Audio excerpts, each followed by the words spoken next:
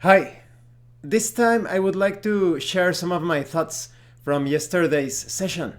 If you haven't seen my actual play, our actual play of the Dark and Terrible campaign, please check out the playlist in the description below. I think it's important for people who actually attempt to roleplay to upload their videos here in YouTube. I don't think like it's mandatory, but I think they do a great service for role players in general, or rather people who want to get into the hobby of tabletop role playing games, or people that perhaps think they have been role playing but they don't have any idea about how roleplay actually proceeds. Because you have plenty of videos here in YouTube, but they don't roleplay. They only, in the best of cases, they only play the game side of a tabletop role playing game. And sometimes not even that. But like I said, there is a lack of that. Those examples of unifying the game with the role. Even if you take a look at some videos of RPG production studios and companies and all of that, there are some really horrible examples out there. And when you take a look at the positive examples, they are either scripted or they have, you can notice if you pay really close attention, you can see like subtle cuts. This is also noticeable because the players participating, or rather the actors, they do not make mistakes. They always have like this perfect diction. They never get into some sort of, yes, some issues related to the rules perhaps. They are always so smooth, so flow. Everything that they say works out perfectly. They never stutter, they never hesitate, and all of that happens because they aren't actual plays. They are deceitful actual plays, I would say, because it's all in a script. As you can see from our play yesterday, although when it comes to roleplay, I would say it was excellent. Sometimes we still had those minor things that could be polished, but that's just because I am a, maybe you could say, an attempt of a role-playing perfectionist. That is, I am not constantly striving for perfection, but I do pay attention to those. Like, oh, you could do this better next time. Like, I'm always quite critical of my own game mastering methods. When it comes to yesterday's session, the in my opinion it was so excellent, so amazing. When it comes to the technical side, I did notice that in the last 60 or couple of minutes, the video and audio on my end became a bit choppy. So I think it has to do with, because I was about to stop the recording, I think I leaned in a bit too close to the camera. I was using a laptop for that, and maybe the image got distorted and the audio because of it. So next time I think I'm going to place the camera a bit, perhaps at the same distance, but the microphone a bit closer. And just when I stop talking, then I will lean in closer to stop the recording. Maybe I will place the camera a bit further ahead. Well, but like I said, when it comes to the role playing, I am incredibly impressed. The three of us kind of like clicked. That's why you need to play with players that you either you can sense or perceive that their style will match your style. In the case of Crispy and Full Metal State, they had already watched my videos. That's something that they commented off camera or off recording, that they had watched all of my videos giving you tips and advice on the game master shouldn't be what do you do, what do you do, what do you do, and the players shouldn't be asking questions to the game master. They should just state their actions, their intentions. I also told them that they should be a bit selfish when it comes to their description of their actions, thinking in I. I open the door, I walk up to the statue, I think in those terms. or if you are comfortable, you can also describe your actions in third person. You can see that sometimes the adventurers, or rather the players, sometimes describe their actions like that. Sometimes they were I do this, I do that, or I attempt this, I attempt that. But other times, my character or this character, they were talking in third person as well. This was also masterfully done, I would say, when it comes to the handling of hirelings. Sometimes, poor hirelings, right? If you saw the actual play, you can see they were used for everything, but that's the purpose of hirelings. They are there to take damage blows for the main characters. This comes a long way from the origins of tabletop role-playing games. As the adventurers went into those dangerous dungeon crawls or dungeon romps, they had these hirelings to take the blows for them in their stead. And so yes, when it comes to the Crispy's and Full Metal State's handling of hirelings, it was perfect. They just they communicated with the hirelings, they described their actions, and I gave them the outcomes. Sometimes I added some additional details related to those actions as a consequence. But you can, if you wish, like we did, you don't need to act the personalities, the voices of the hirelings. They are not, it sounds horrible from a, how would you say, humane perspective within the fiction, but they are not that important when compared to the main characters. So you could be wasting time, so to speak, when it comes to role-playing each of the hirelings, their personalities, what they say, what they do. Sometimes you toss in a few details, like when Esben handed Nico the key, and I described that Nico took a bite to see if it was actual gold. And you can see, you can add some of those details, but hirelings are kind of like just there, like in many stories, they are there either to help or to die, sometimes to hinder.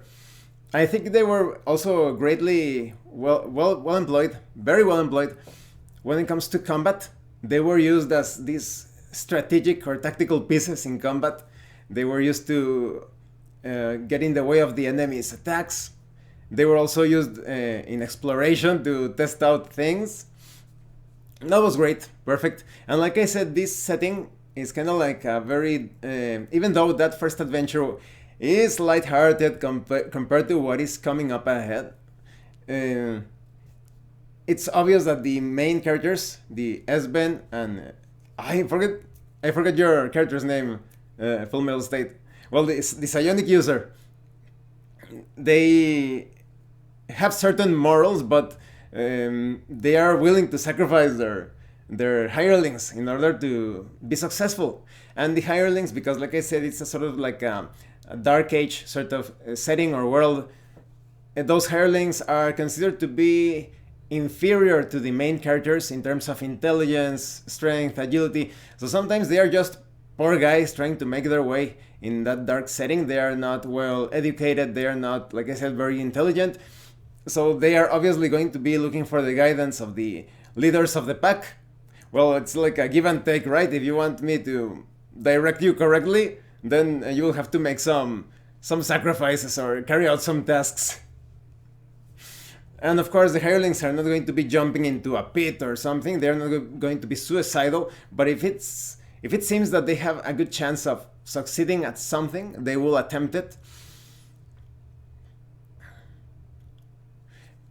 This session also displays that you can roleplay any tabletop role-playing game.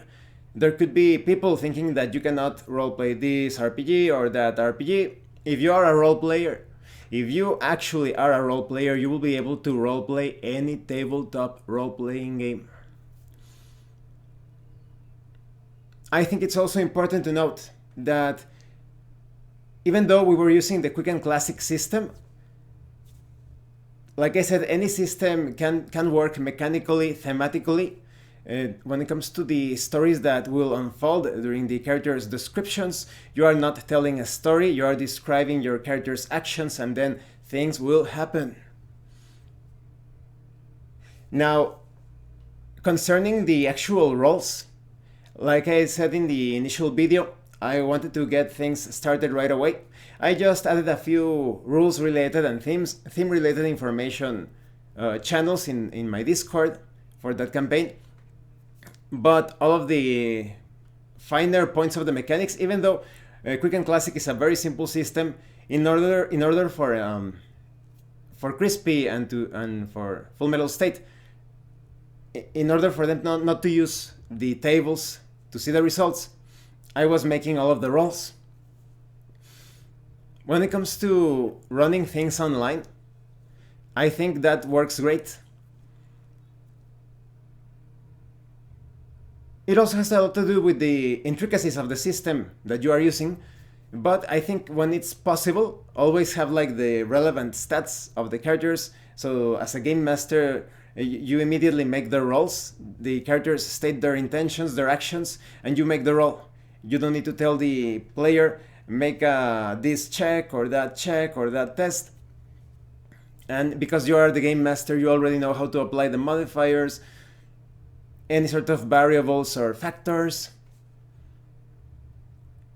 Maybe you could also handle it in the other way. Maybe the player makes the roll. You can tell the player, make your dexterity check or your knowledge arcana roll or whatever. The player makes the roll, and you don't need to tell the player the modifiers. You should clarify that during session 0. You could tell the player you make the rolls, even though it may look as if you are successful in that roll. Maybe you are not, because I will be applying my own modifiers according to the situation, to the description, etc. I also think that the combats were a perfect example of exciting battles. Like I've mentioned in my other videos where I talk about combat, I will put the link to those videos in the description. If I forget about any links, please let me know, because right now I am not taking notes. But I will put the links that I mentioned, surely.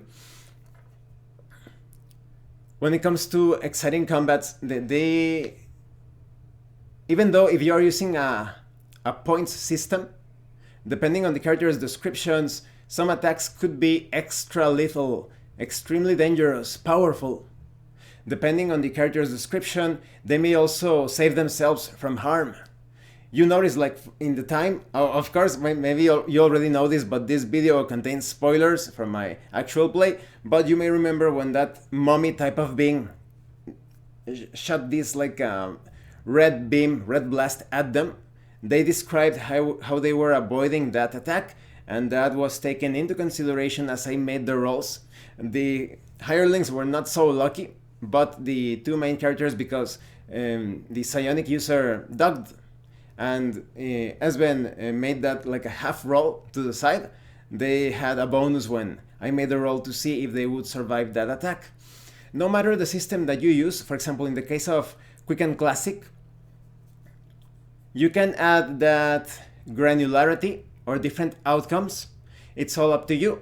You make your roll and you see that the roll was perhaps 5 points below what was needed, or 2 points, or however you want to handle it.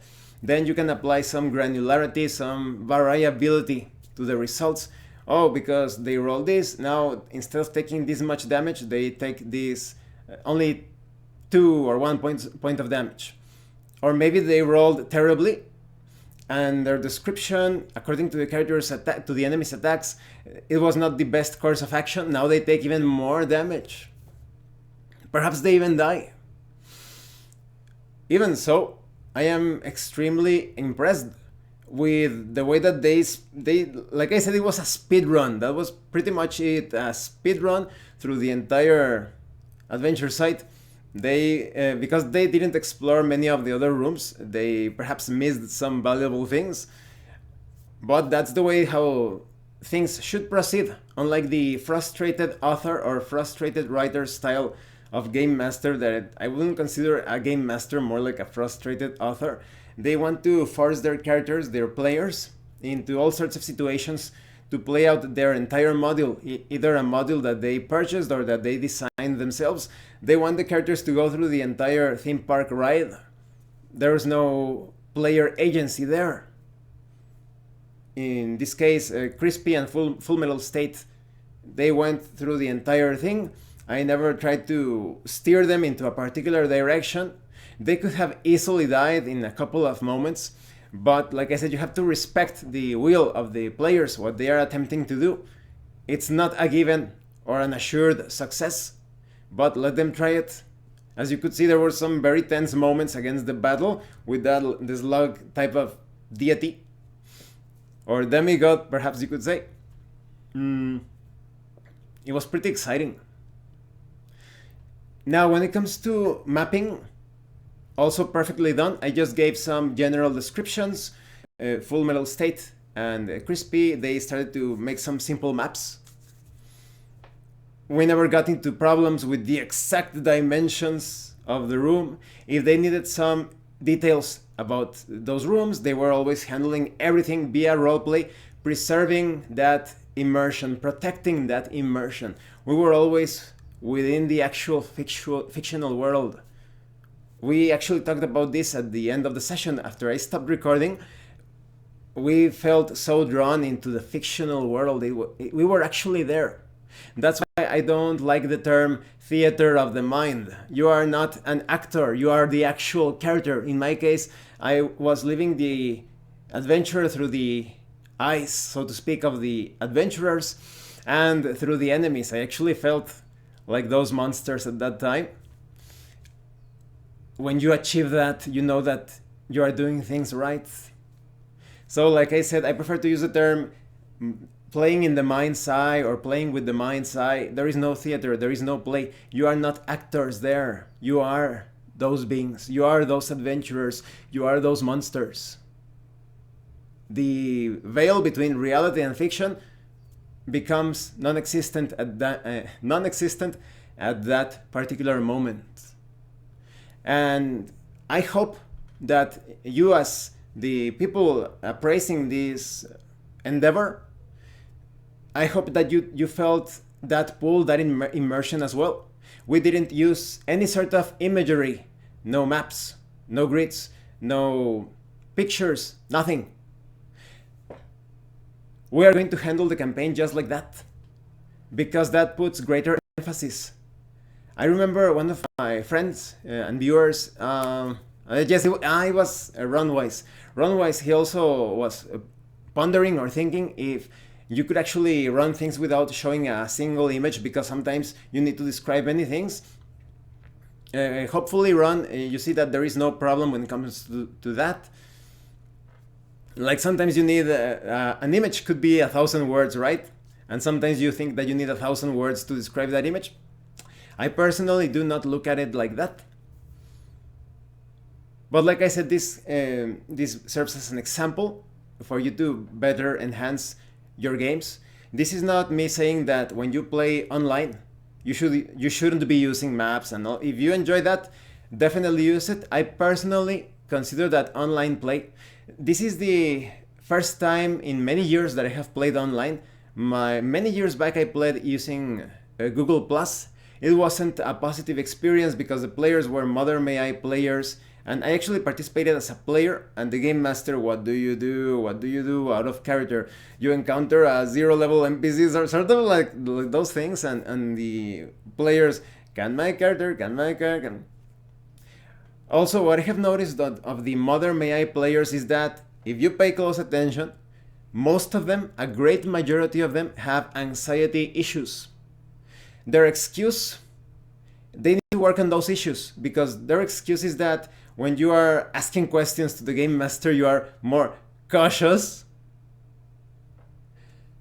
Crispy and Full Metal State were extremely cautious during their adventure. You are witnesses to that. There is the objective proof. And they never asked the question directly to the game master. It was all handled through roleplay. So that is the lamest of excuses.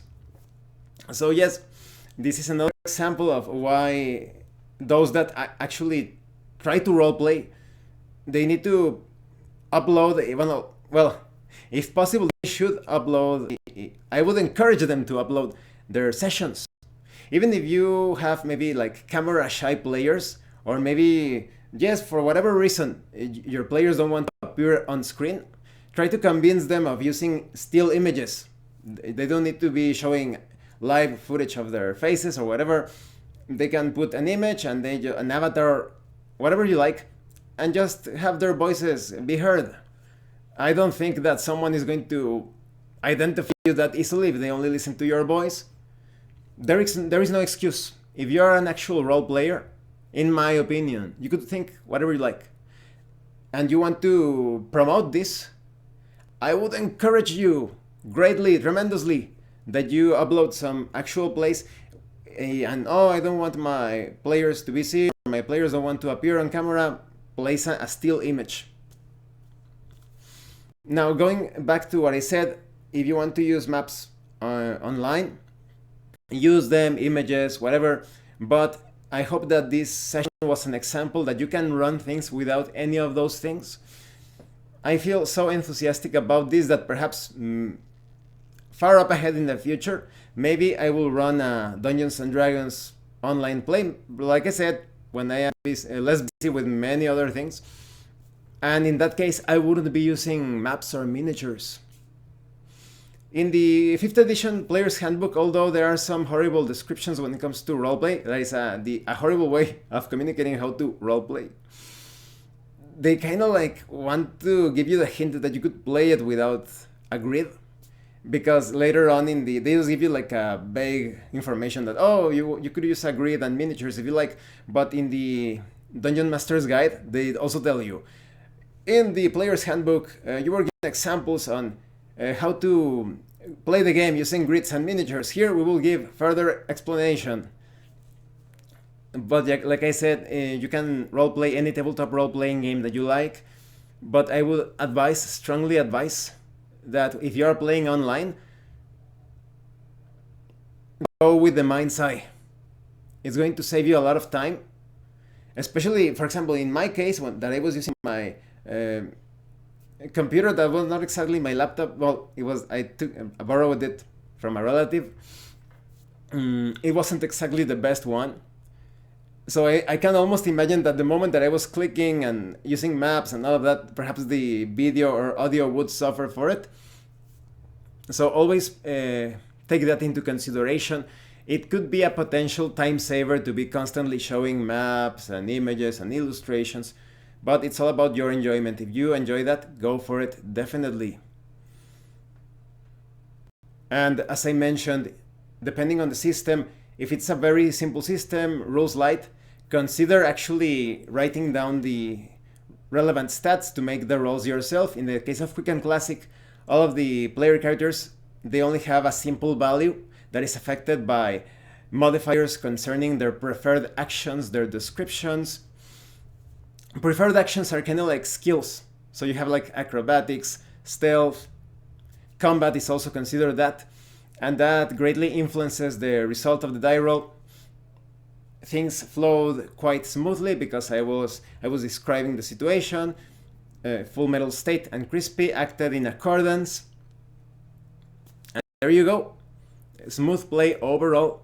There were just a few moments, and that's understandable, when they were taking notes, drawing maps according to the rooms that they were exploring, all of that. Well, thank you for watching this video and the actual play. I would love to know your thoughts on this.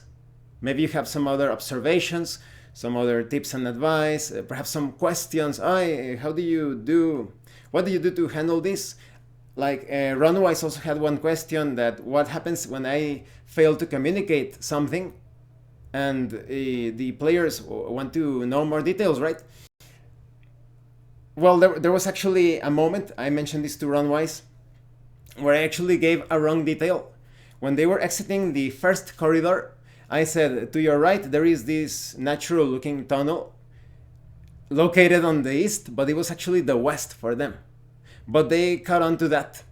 So they waited for me to give more details on the other corridors, and they were like, oh, look, he probably made a mistake there. And it was pretty self-explanatory, but just in case, they went back to the cross section and to obtain further details. If you want to obtain, like I mentioned in another video, you know what, I'm going to put my RPG tips playlist. I'm going to, instead of putting like a lot of links, All of those videos will be encountered in the RPG Tips playlist. Like I've mentioned in one of those videos, if you need to obtain more information about anything through roleplay, it is possible.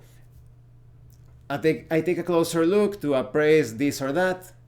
I look at that object, I look inside the room to obtain information about this or that, to try to estimate the distance, to try to figure out this detail, etc. One excellent example of this, and this could apply to knowledge rolls, idea rolls. Crispy wanted his character to know if he had heard something about the Dark Elves. So he started to think back at that moment where his grandma used to tell him stories of fairies and elves and the fae. And there you go. There's your information. And as I mentioned in another video, the game master should provide dry information. Oh, you remember this, and that? And then the player expands upon that, adding flavor and color to the description of his or her character. I am still pretty amazed both when it comes to the quality of roleplay that both Full Metal State and Crispy brought to the virtual table, or the mind side. And when it comes to their tactical approach, they were pretty much a special ops team moving through the dungeon. That's why they managed to achieve that speed run. I cannot believe. I was actually thinking, well, this session is going to take us perhaps this adventure is going to take us 2 sessions, because we had time limitations. We could only play for 2 hours, but they still managed to accomplish. They successfully completed the adventure. They ended up missing a lot of the rewards, potential rewards, but now they are off into the real meat of the campaign, which is going to be a sandbox style. I hope that sandbox actual play will provide some examples for those that feel intimidated about sandboxes or running a sandbox. Well, once again, thank you for watching my videos. Thank you for your likes and your comments. If you have any questions or comments, please let me know. And thank you so much to those of you that are going the extra mile to support the channel. If anyone else wishes to further support the channel, the information on how to do that will be in the description below. Before we finish this video, cfourcrispy, if you are watching this, I think it would be great if you could upload a video talking about your experience within this actual play. It would be great to have a video showing further thoughts on the side of the adventurers. I know that Full Metal State isn't actually uploading videos, or not that I am aware of, but maybe Full Metal State, maybe you would like to upload a video, but that's up to you. Not everyone is in YouTube here to upload videos. You are here to make comments sometimes, watch videos, create playlists, etc. And remember, it is better to roleplay and fail in character than not to roleplay and fail as a player. As you have noticed, despite our sometimes we were sometimes stumbling, we worked together to smooth out those rough edges. Once again, thank you, and see you later.